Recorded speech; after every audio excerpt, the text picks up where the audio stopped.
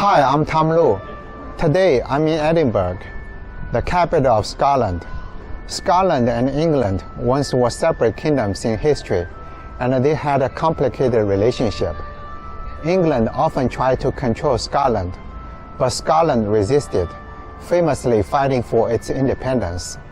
Scotland and England united in 1707. Scotland contributed to the expansion of the British Empire and two world wars. After World War II, Scotland prospered, becoming an economic powerhouse of Europe, while keeping its distinctive culture and history, making it a popular tourist destination and the second most visited city in the UK.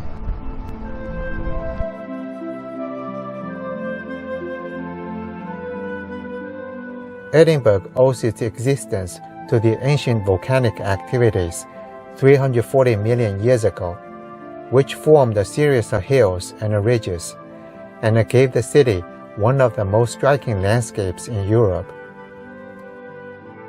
Arthur's Seat is an extinct volcano, rising 823 feet. It's the highest point in the city, and enduring evidence of that formation. There are steep, dramatic cliffs just below Arthur's Seat.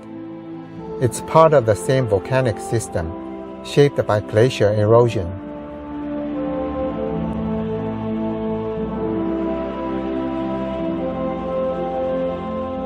Once you climb to the edge of the cliffs, it'll give you a panoramic vista of Edinburgh.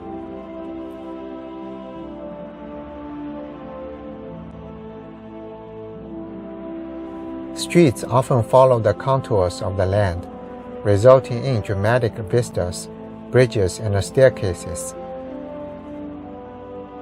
Edinburgh's unique layout and dramatic topography contribute to its UNESCO World Heritage status.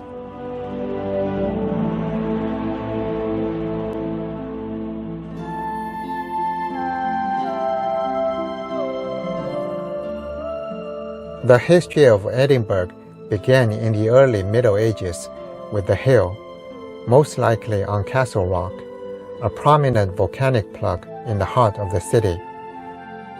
It's a significant geological feature, formed approximately 350 million years ago.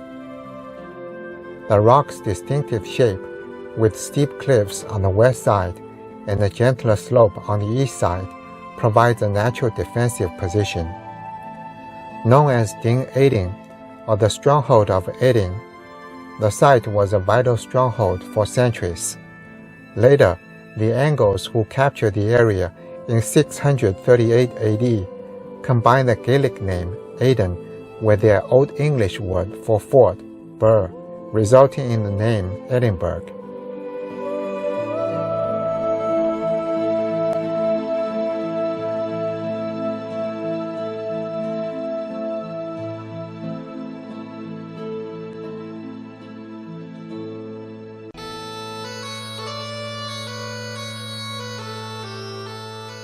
The development of Edinburgh began in the 12th century under the Scottish king David I.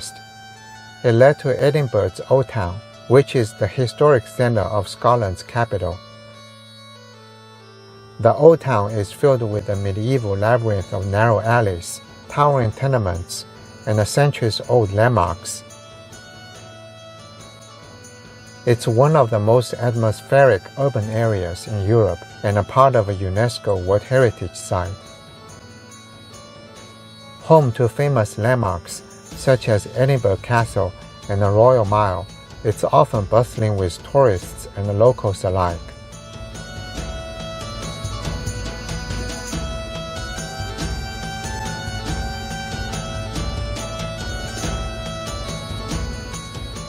Upon visiting the Old Town, I came across the term medieval skyscrapers.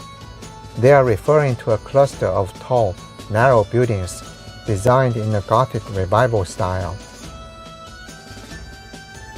They were a result of limited space and the need for defensible structures within the city walls against the English invaders.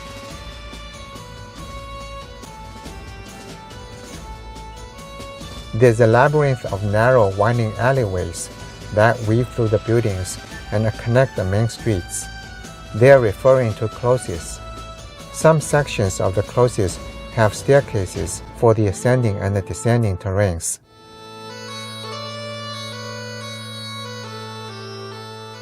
They are dotted with small and charming courtyards.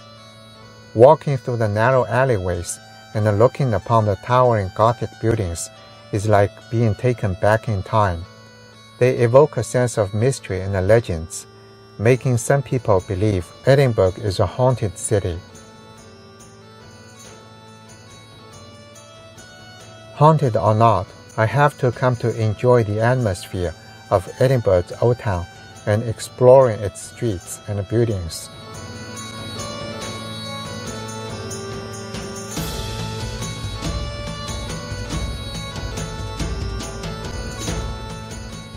One day, I stumbled upon the Castle Rock Cafe, a cafe tucked in one of those closes, a cafe in an ancient castle setting.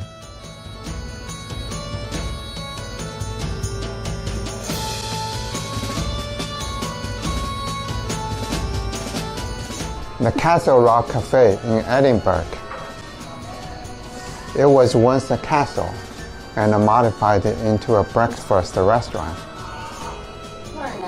Look at the wall.